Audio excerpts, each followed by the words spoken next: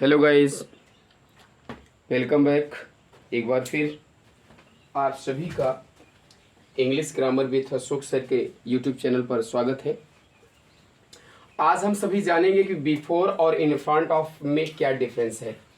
तो सबसे पहले ध्यान रखना होगा कि बिफोर और इन फ्रंट ऑफ, इन दोनों का प्रयोग हम के सामने या के पहले के अर्थ में करते हैं, यानी के सामने या पहले के अर्थ में किया जाता है। सबसे पहले तो ये बात रखना होगा। दूसरी बात याद रखना होगा कि बिफोर का प्रयोग हमेशा याद रखना होगा कि लिविंग थिंग्स के लिए, यानी लिविंग थिंग्स के पहले करना है। अगर कोई चीज लिविंग थिंग्स है, सजीव है, तो उसके पहले हम किसका इस्तेमाल करेंगे? बिफोर का प्रयोग करेंगे। और इन फ्रंट ऑफ का प्रयोग आपको हमेशा नॉन लिविंग थिंग्स के पहले करना होगा। किसके? नॉन लिविंग थिंग्स के पहले होगा। अब याद रखना होगा कि एग्जाम में इसी तरह से क्वेश्चन पुटअप कर देता है और विद्यार्थी इसमें अंतर नहीं कर पाते हैं सबके साथ बिफोर का प्रयोग। जैसे मैंने कहा कि वह मेरे सामने खड़ा है, तो he is in front of me नहीं होगा, ही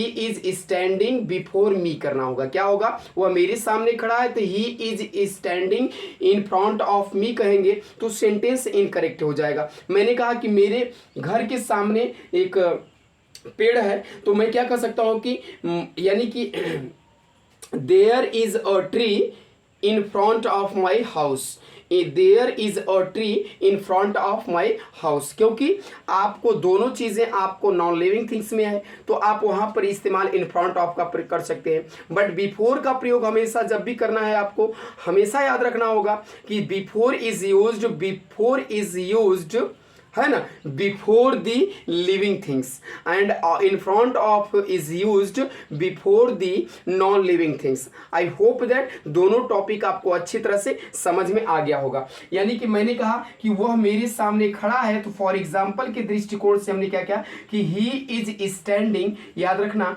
he is standing before me. अब यहां पर हमने बिफोर मी का प्रयोग किया। क्यों? क्योंकि मी आपका लिविंग है। क्या है? लिविंग है। इसलिए हमने यहां पर बिफोर का प्रयोग आपको ध्यान रखना है, मी से पहले किया है, इसलिए कि ये आपका लिविंग थिंग्स है। और मैंने यहीं पर अगर कह दूं, क्या कहते हैं कि यहीं पे कह दूं कि माई हाउस इज है ना, my house is in front of the road।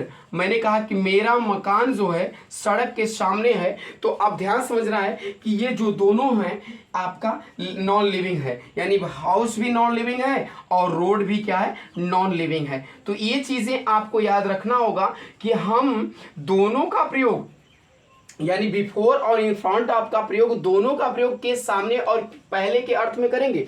लेकिन बिफोर का प्रयोग हमेशा यानी लिविंग थिंग्स के पहले करेंगे, और इन फ्रंट ऑफ का प्रयोग हमेशा याद रखना होगा नॉन लिविंग थिंग्स के पहले किया जाता है। तो आई होप दैट ये दोनों टॉपिक अच्छी तरह से समझ में आ गया होगा गाइस। और मैं फिर मिलता हूं अगली वीडियो में। तब तक के लिए इस वीडियो को अच्छी तरह से देखने का प्रयास करिए, और यह वीडियो उन विद्यार्थियों को जरूर प्रोवाइड करिए जो अंग्रेजी के साथ खेलना चाहता है, जो अंग्रेजी में बोलना चाहता है, जो अंग्रेजी में लिखना चाहता है, जो अंग्रेजी में सब कुछ करना चाहता है। तो you should be try to share this video